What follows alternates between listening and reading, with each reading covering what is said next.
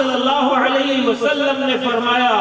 اس شخص کی ناک خاک آلود ہو، اس شخص کی ناک خاک آلود ہو، اس شخص کی ناک خاک آلود ہو۔ 3 مرتبہ یہ ارشاد فرمایا۔ صحابہ نے عرض کیا اللہ کے رسول صلی اللہ علیہ وسلم کس کی ناک خاک آلود ہو، کس کا ذکر فرما رہے ہیں؟ آپ صلی اللہ علیہ وسلم نے فرمایا وہ شخص جو اپنے والدین 2 یا 1 کو بڑھاپے کی حالت میں پالے لیکن ان کے ساتھ حسن سلوک کر کے وہ جنت میں داخل نہ ہو سکے تو پھر ایسا شخص جو ہے اس کی ناک خاک آلود ہو جائے، وہ رسوا ہو جائے، جو اپنے ماں باپ کو بڑھاپے میں پالے لیکن ان کی خدمت نہ کر سکے، ان کے ساتھ حسن سلوک نہ رکھ سکے،